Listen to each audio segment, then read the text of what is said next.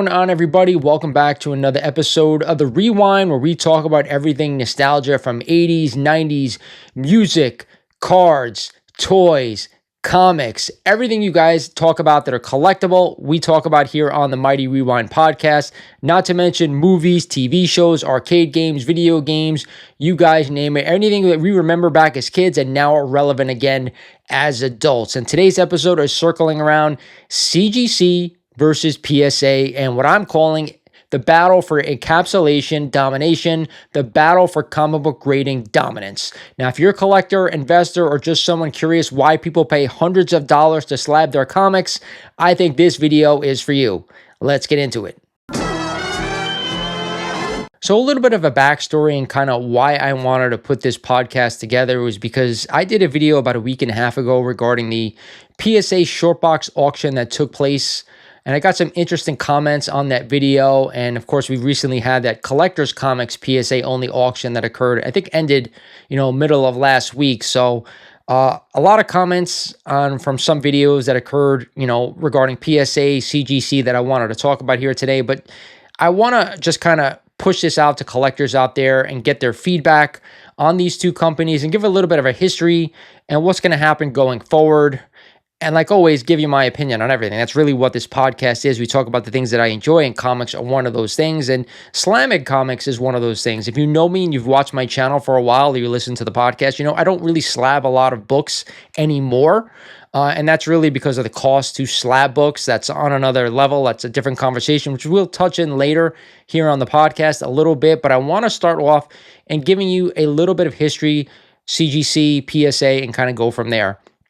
I am going to stay away from all the other grading companies out there right now, like CBCS, PGX, EGS, all these other companies that grade just comics. We're going to stay away because one thing we are going to talk about today, which I'll mention right now, is the fact that collectors are able to send everything that they collect. So if you collect multiple things like I do, like comics, like toys, like VHS, like video games, like trading cards, sports cards, or non-sports cards, you can pretty much get them all graded under one roof by both of these companies. There's a few things that CGC and PSA does not grade yet, and we'll talk on that later, but history first. We're going to start with CGC. CGC has been primarily the, main comic book grading company over the past 25 years. They started back in, I think, 2000. So it's been 2 decades plus. And you guys know, obviously, their blue labels, their signature series, green, purple, all that stuff if you collect comics. But, they've been around for quite some time, and they really have set the standard for what the grading aspect is for comics. Now, we all know they've had some issues over the past few years with Bengate, with all the other stuff, with books being switched out, with books being kind of swap-a-rooed over at CGC. All the things have been going on, and I think, over that time frame, PSA picked a good spot to kind of jump in to do comics. So we'll talk about PSA a little bit for people who don't know out there who listen to the podcast or the channel. Professional Sports Authenticator has dominated trading cards since the early 1990s, all right? Their name is synonymous with card grading and high-end collectibles. They have been for quite some time. But now PSA has entered the comic space. They've been around for a couple of months, and it's shaking things up a little bit.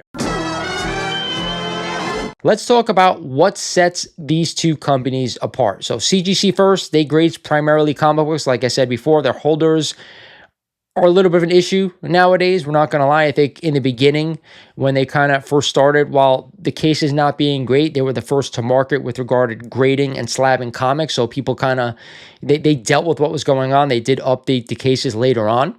The slabs, for the most part, are crystal clear, which I've always appreciated. As time has gone on, the security of these things have been called into question with certain scandals. We all know that as well.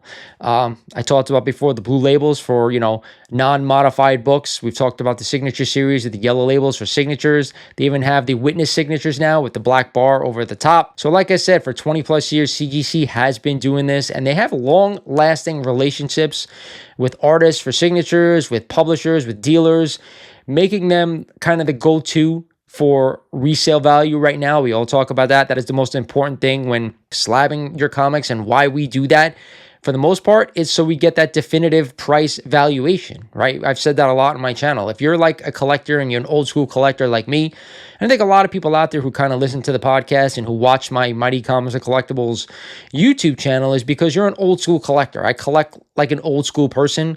I'm not going out there and buying a lot of moderns right now. If I buy a modern, I'll buy a trade paperback or I'll buy like a floppy here and there. Just check out a story if someone recommends it. But outside of that, a lot of us keep our books raw. And we're not going to talk about if you should or shouldn't slab. That's up to you. I do slab books. You guys saw me. I slabbed a Superman 1 that I had, kind of restoration removed and then reslabbed. You guys also saw me grade a PSA He-Man and the Masters of the Universe mini comic with PSA. And they do have a magazine right now that I dropped off at New York Comic Con. But to get back on point, CGC does have these relationships because they've been in the business for 20 plus years. So heading over to PSA, on the other hand, is newer to the space, right? They just started grading and slabbing comics over the past few months, but they do have a massive reputation out there in collectibles overall. The big auction houses also starting to kind of send some, PSA slabs, sprinkle in here and there for people who want to sell their PSA stuff. But right now, CGC is still holding that, part of collecting in their pocket, so to speak. So where CGC focuses on comic presentation and detail, page quality, stuff like that, PSA leans on market trust and kind of grading consistency across their collectibles market. And don't forget the thing that I brought up earlier, having all your collectibles graded under one roof is a big deal. I started to think that that is the biggest thing out there that both of these companies are really pushing towards, is getting everything that you guys collect in-house under one roof. So CGC, obviously they started with comic books, then they kind of expanded into other things. I believe they grade posters as well, believe it or not. They do magazines. They've been doing all those three for a while, but they recently, a couple of years back, started grading cards. First it was, sports cards, then, Pokemon, then they opened it up to Garbage Pail Kids. So they've expanded their card repertoire, as opposed to PSA, who's been doing cards for the most part, through their existence. Now they just purchased WADA games, so they converted that over to do video games as well. And I did forget that CGC does also do video games. About 2 years ago, they started that. So, regarding value, as opposed to video games, I can't tell you, CGC versus what used to be WADA, what is more valuable. I can tell you from my experience, I have purchased CGC video games, and I've also sent CGC some video games to be graded, and it was a good experience. I have seen some videos, some people out there who have sent PSA some video games to be graded already, and they've also had positive experience as well, but I have none that I can speak of on my behalf. But either way, having everything that we collect as collectors under one roof to one shop is the way to go right now. And I talked about that on the Go Collect podcast that I did a few months back here on the Rewind. Make sure you guys go back and watch that, or at least listen to it, because we got into that with Go Collect and how, you could start tracking everything just from their site, not just comics, but other things. And that is a big thing. So I want to really push that forward to you guys here on the podcast today, because I think at the end of the day, that's what's going to make a person choose. They're going to send something to CGC or PSA. So let's talk a little bit about slab design and technology, and we'll start with CGC first. And I touched on it earlier, the issues that CGC has had over the past couple of years regarding Swapgate, cracking books, the ease of basically taking out the inner well and then slipping in another book with a different inner well and then resealing the case. We've all seen it before. Like, CGC definitely has had issues. Outside of that, the label looks great. That is what collectors have been focused on. I think for the most part over the past 20 years, their label has changed a little bit since that time frame. But other than that, they are sleek, they are rigid, and they are built for display. They use a custom inner well. We all know that it's supposed to prevent the book from shifting, but as collectors, we've seen it before, time and time again. These books shift inside these inner wells, which is also causing damage after encapsulation. So that is a no-no as well. Going forward, we'll see if CGC updates their cases. Back in the day, they had Newton ring issues, which PSA is now having as well. But I've never been a huge proponent of not buying a book that has Newton rings. It really has nothing to do with the book itself. So if you do collect comics, worry about the book more than anything. That is the key, I think, to collecting comics that a lot of people don't really talk about enough. But regardless, let's go to PSA. And if you guys have seen the new case, it is absolutely beautiful. It's a tad heavy, I'm not going to lie to you guys, but it is ultra impossible to get into these things. I don't know if they have their own tool to open these PSA slabs. No idea, but I do think, I have not tried it yet, to kind of get into one of these things, to tamper it, to kind of remove a book and then put it in would be almost impossible. Regardless, I think their technology for these cases is a lot better as well. Both companies contain a QR code, which is integrated into their system, their database. You can verify a comic, which is also great. I will say this, for the most part, I think the PSA label doesn't bother me as much as it bothers other people. There's a lot of people out there who absolutely hate this label. And it just comes from the fact that I think most people are used to CGC, and they're used to seeing that blue. They're used to seeing that big 9.8 or whatever the grade it is in the top left-hand corner with the white square around it with the page quality underneath. It's just been the standard for 20 plus years. I know the label's changed a little bit, but when you have a standard for that long and then you have a company coming in and trying to kind of update that and change the way the space is, there's always going to be pushback. But as for the label itself regarding PSA, I don't think it's bad. I actually really like it on cards, so it's a little bit more updated for comics right now. I do like it better than most people are talking about. It does kind of really look good on a red comic book or a book that has some red in it. It really does stand out. As for other comics, I'm going to leave it up to you guys to decide, but I don't think the label should be your #1 priority when we're talking about encapsulating comic books. But that's another story. You guys choose what you want to do. Let's talk a little bit about grading standards. We all know that PSA introduced the 10 as opposed to the 9.9. That was the big thing with PSA coming to market, and PSA showing us that the beautiful gold label of that 10, and they're bypassing the 9.9 as opposed to CGC, who came out maybe about a year and a half ago to 2 years saying they're kind of going to put more onus on the 9.9. A few more going to come out there, and that, I think that really pushed collectors towards a bad space, because what was it? We all thought it was a money grab, right? Those 9.8s that were sent in maybe in years past, a lot of them may come back as 9.9 pre-screens in the future, and what does that do? Put more money into CGC's pockets. So while the fanboys love that stuff and they're able to send those 9.8s back in, a lot of collectors who kind of want to send their books in, especially the modern books, for that pre-screen or those 9.8s, now all of a sudden they got to spend more money to do so. So PSA making that decision to kind of skip that and say, if you're going to send your book to us, and if it's more than a 9.8, literally a perfect book, we're giving it a 10, a nice shiny gold label, really nice looking label to boot. But that 9.8 for CGC for a long time was that spot for modern books. If you got that 9.8, that was the max it was getting. That was the top value that you were getting for that book. You know, back in the day, CGC was a lot more strict on their books, but it seems like over the past 4 or 5 years, they have gotten a little bit loosey-goosey in what they give to 9.8s, and even now 9.9s. We've seen some bronze and even Silver Age books get that 9.9. We're all a little skeptical, right, on who got those 9.9s and whatever on these books. But regardless, they also had some damage too. So you got to call that into play.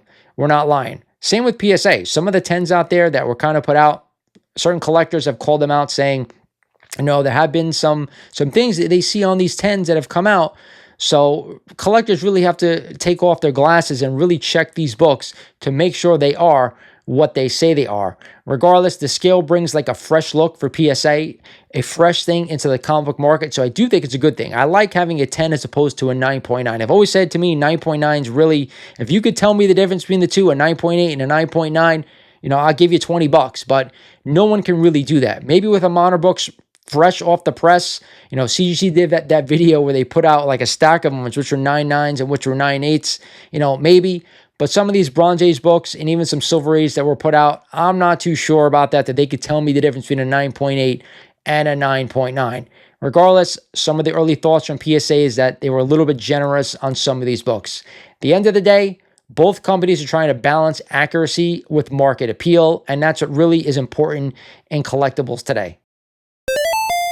Let's talk about the main thing here and what everybody's worried about, everybody talks about, most people are concerned with, and that's value and that's money. I say it all the time, money is the root of all evil. I'm not going to lie to you guys. I'm not saying it's not important. It 100% is. It allows us to live the lifestyle that we want to live. And especially in the collectible space, you know, people want to see their collectibles go up in value. That's partially why they do it. For me, a lot of the time, I focus on things that I loved growing up. That's why I'm talking about this on the podcast, because we talk about nostalgia. We talk about the characters that I love, like Spider-Man, like Batman, like all these great characters that we've read, that we've collected over the years. That's why I think a lot of collectors do it. There are some who only do it for that value, at least partially for that value. So right now, and it hasn't changed, CGC is king when it comes to comic resale value. But as we saw in that short box auction, that PSA Amazing Spider-Man number 300, the 9.8 that sold for $1,700 and change. Guys, I'm not going to lie to you. You know, a CGC 9.8 sells for around $2,300 to $2,500. So that's a big disparity in value. Now, we can talk about the book with 1 million copies out there. We can talk about 1 million copies in a 9.8 graded by CGC, and we could talk about PSA falling behind a little bit price-wise. So when we look at the overall picture, I want to hear from everybody out there. What do you think? Is it a combination of everything that caused that book to kind of go lower? Because there were sales out there that kind of were on par between PSA and CGC for the grade, and there were some that slightly lacked from what I saw on this auction and then on Collectors Comics as well. I'm going to let you guys make the decision on that. For me, it's still a little bit alarming to see some of these sales be a little under, but it also could be because of the market, right? The market is very soft right now for comics. You guys know I do 2 lists a week here on this channel. Whether I want to or not, that is a different story, but everyone wants me to do them, so I continue to do so. But you know, a lot of these books that, you know, especially the Key Collector app is saying that have some increase over the average, don't forget, a lot of these books have a lot of copies out there. Maybe a lot of people don't use Go Collect to price their books. Maybe a lot of people don't use GPA to price their books. They're just regular collectors that want to own the books. Maybe the presentation of some of these books is better than others. That's why they overpay for them. That's also a possibility. So with that said, value is king, and you have to do what's best for you when buying your comics. Now, as opposed to the community themselves, I want to talk about all the comments I got. There were a bunch of comics that were in favor of PSA. There were a bunch of comics in favor of CGC, and there were a bunch of comments that were like indifferent. I want to talk about them and read them to you today and get your thoughts.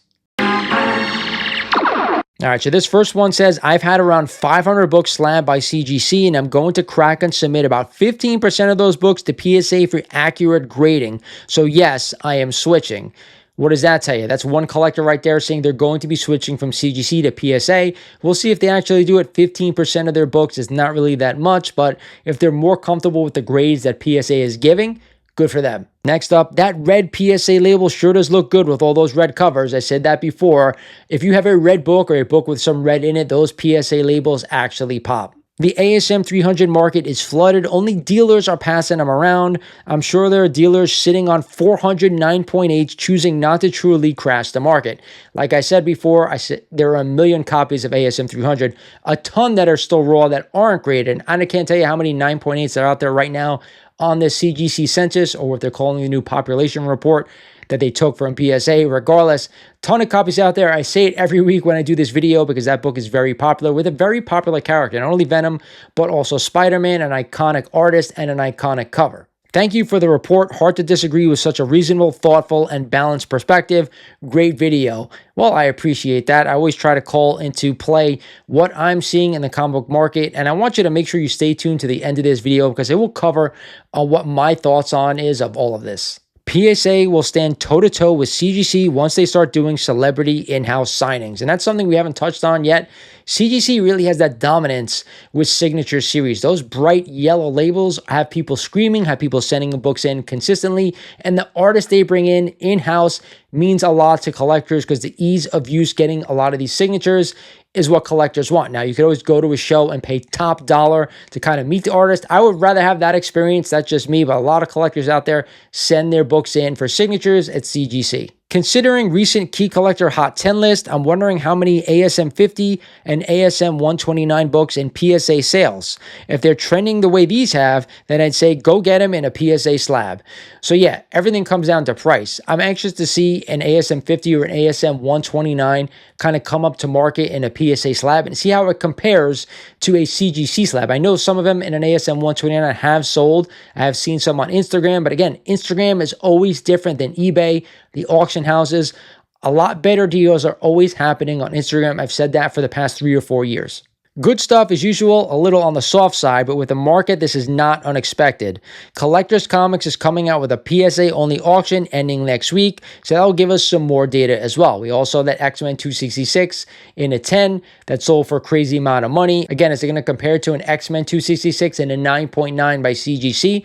That's what we really want to compare it to, right? Because that's the equal data. At least that's what we're thinking is the equal data. So it remains to be seen. The more data, the better, and it's all going to shake out over the next year or so. Sounds like PSA is right in line. Nice video, very informative. Thanks for sharing. Appreciate that. Thank you for the video. My takeaways: I am on Shortbox and they are growing, but they have significantly less auction traffic than Comic Link or Heritage or even my comic shop. So I feel these are right in line where they should be. If I'm a buyer, I'd be looking for deals with PSA. PSA is a much more widely known name than CBCS, PGX, etc., and they will catch up to CGC once everyone knows they grade accordingly. So this, commenter left a really great point. We talk about Shortbox. It is a phenomenal app. You can get some really great deals and some books, but as opposed to auctions, Heritage obviously is the #1 auction house. You have a Comic Link, I think, in my opinion, right behind it. You have Collectors Comics, of course. That is I don't want to say a new auction house, but they were newer like. They have a less, subscriber base when it comes to, selling books, at least that's what I've seen. But they also have the least fees, so never forget that. So they do a good job as well. So where are you going to get the most bang for your buck when we're talking about auction houses? Is it going to be shortboxed? Probably not, so keep that in mind. So maybe some of these books fell short because they were on a short box auction. Make sure you add in case costs and perhaps any pressing and cleaning, minus $75 on these totals. If so, plus shipping, plus short box takes 10%. Seems like somewhat of a loss either way. Yes, the 10% thing, listen, if some of these sales sell on eBay, they take like 15 to 16%. So kudos to Shortbox for only getting 10. Again, a lot of these books sell on Instagram. There's maybe a 5% fee or less. So keep that also in mind. But the one thing I'm going to say is if you list a book on Heritage, whether you list a book on Comic Link, Shortbox, wherever you list it, be prepared for what you get in value because they're not always equal. The demand for the book is always going to give you the exact price someone is willing to pay for that book when you send it to auction. Now, are less eyes on a Shortbox auction than a Heritage auction or a Comic Link auction? 100%. How do shortbox auctions compare to the other major auction houses? I imagine they generate less in sales. Ditto. Coke needs Pepsi to push its brand. CGC needs PSA. Hopefully the winner is the consumer. Fabulous point, because you're right. If your ideal situation is to buy comic books at a great price and they're fairly graded and accurately graded, that's exactly what we want as collectors. The only thing I'm going to add to that, and I've been saying it for the past couple of years, is that the price to slab a book is too much, right? If you're grading a book that is $400 or less, if you're going to pay $25 to $30, I'm not too upset about that. That's not what I'm saying. It's a book that's valued at $1,000 or more that I have to pay a lot more money for. I'm talking about $100 per book, which is like 10% of the value, or possibly more, 4% or so for books more than that, which I think to me has always been a lot of money. And I think it's a minimum of like $150 to $200, whatever it is now. Regardless, that is my biggest beef. Other than that, it's up to you guys to decide what you want to do. PSA vintage books are underperforming. Consistent theme. No way I buy or sell a PSA slab. So there we have someone who's saying that they're not really interested in buying PSA because of the value of the comics. I just think there's too little data right now to go ahead and say that. Could be a CGC fanboy. I'm not going to lie to you guys. I don't know. Regardless, CGC has been around for 20 plus years. PSA, couple of months when we're talking about comics, but they do have a 35 plus, year experience in card grading. And like I said before, everything under one roof. The company to get everything under one roof accurately in a timely manner for a good price, that's the winner. Not good for PSA. They sure died out fast. I'm not too sure about this one. It's one small auction. And again, the Collectors Comics auction, it was okay. Nothing egregious. So again, people are starting to try them out to see what they're like. And a lot of these sales are trickling in a soft market. So let's see what happens going forward. Not a fan of how PSA labels look bland and kind of cheap in my opinion. It looks like they're baseball card holders, but bigger. And if I ever buy one in my lifetime, it would be just to say I had one, then I would give it away to someone, LOL. Well, again, the label thing is something that we all know, we all talk about. I bring up this story all the time. Way back when, I'm talking like 4 or 5 years ago, I had a conversation with someone at CBCS and I urged them to change their label. It didn't have to be exactly like CGC's, but what they had was egregious. They didn't listen. It took them too long to do it and they lost the market. With that said, PSA's making no mistake about it. They're keeping their labels the same as their cards for their video games across the board. And I like uniformity.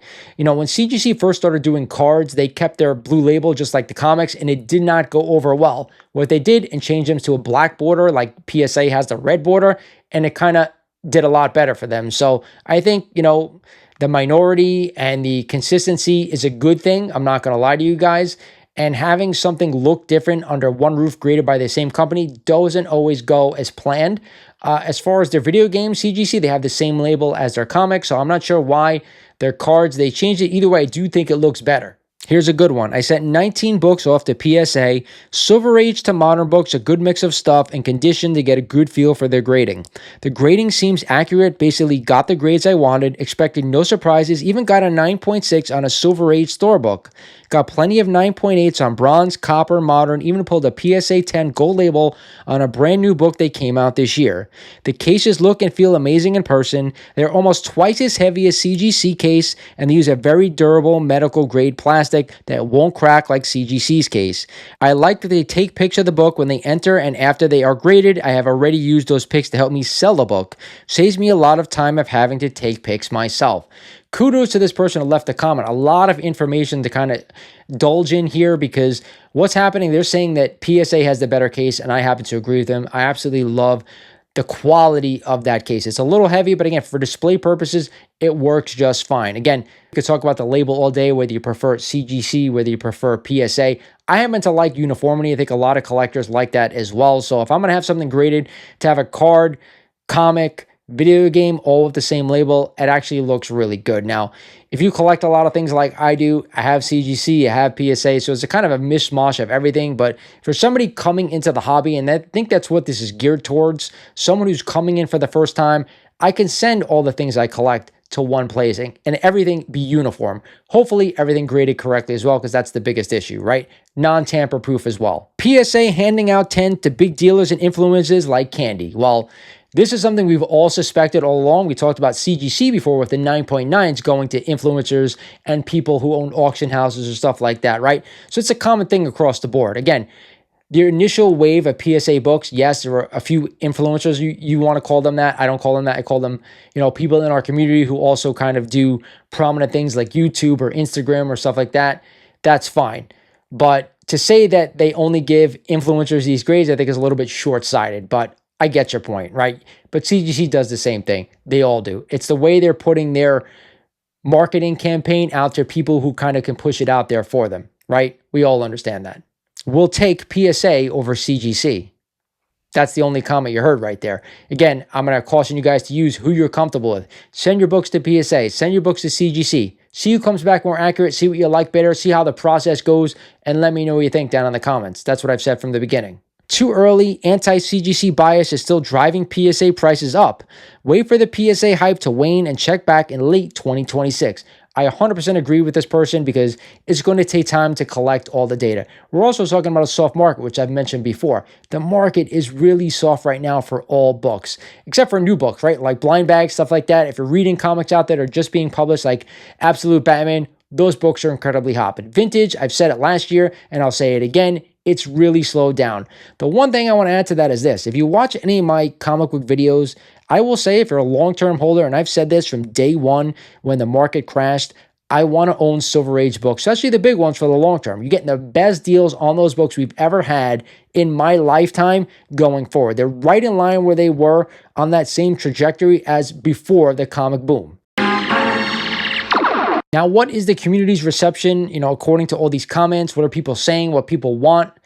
Obviously, CGC has been around for 20 years, and most people feel comfortable sending their books in to be graded to CGC. The value is there as well. So we always talk about, and it seems like a lot of collectors out there are not fazed by the scandals that have gone on, the issues they've had with the cases, with the Bengate, with all the other stuff that's gone on. A lot of people are still saying they're going to use CGC until it's time to not use them, basically till the values kind of push in a different direction. Now, if on the opposite end, if you're a Pokemon collector, you're a card collector, and you do collect comics, maybe those people are going to go over to the PSA side because they like uniformity. Again, I keep coming back to this point because it's the biggest point that I see that nobody's talking about, having all your collectibles under one roof. And whoever does that, first and does it well and does it accurately is going to be the one that wins. And I've said that multiple times here on the podcast. But at the end of the day, if you're a card collector, if you're a comic collector, if you're a toy collector, and nobody grades toys yet, so I'm hoping to see one of these companies maybe acquire AFA, maybe start their own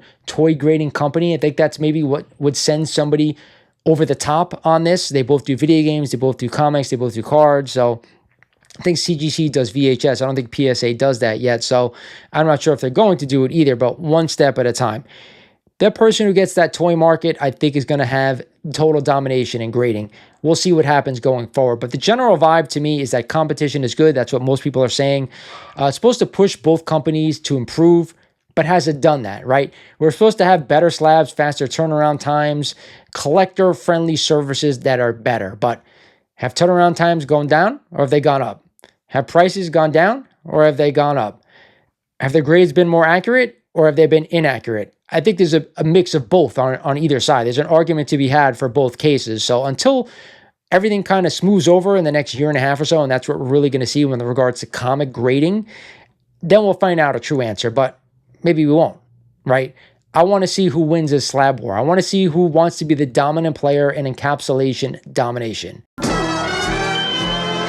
With that said, my final thought and my take on this entire thing is that if you're into a comic culture and you've been sending to CGC for a long time, you're probably going to continue to do so because their original art, their signature series, their pedigree collections, a lot of people are still going to stick with CGC because of what they've been doing for the past 25 years. The track record, for the most part, has been a good one, right? There are issues. We know that. We've talked about it ad nauseum today. But if you're a cross collector, that's a good word to use, a cross collector, where you collect a lot of things, cards, comics, pop culture assets. PSA offers an exciting new frontier for potential long-term upside, right? Their value for cards is second to none. There's no question on that. Are they going to overtake comics at some point? We'll find out in a little bit. Are they not? That's fine too. They're going to be a secondary comic grader going forward. You know, same with video games. What's the PSA video game market going to be like as opposed to CGC now? You know, I was never a fan of WADA. I'm not going to lie to you guys. I hated their case. I hated their label. I thought it looked awful. And then, of course, they had that scandal back in the day. So PSA taking over WADA, I think, is an absolute steal. It's a good thing going for them to get that encapsulation domination. That's the word that I use. The slab war, not just that. And I'm going to say one thing. Whoever gets into grading toys and becomes the ultimate grading service, they're going to win. Why do none of these companies grade toys yet? I understand it's probably the hardest to do and maybe only one company does it and does it well, and it's extremely expensive. Maybe that's why they haven't jumped into this space yet. But I think whoever does it and can get everything graded under one roof, that's going to be the winner. That's just my opinion on this thing. We'll see how this whole thing shakes out. Either way, I do think it's a win for collectors. More grading options means more innovation and better transparency. Transparency also is key. And that's something the hobby has needed for a really long time.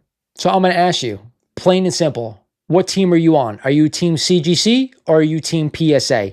Hit me up on Instagram or, of course, on YouTube right down in the comments and let me know that you're listening and let me know what team you're on. Either way, until next time, hope you guys enjoy the video. This is Lawrence over at Mighty Comics Collectibles, and more importantly, the Rewind, saying happy collecting, and I'll talk to you guys soon. If you'd like to become a sponsor here on the Mighty Rewind podcast, make sure you reach out at the Mighty Rewind podcast at gmail.com.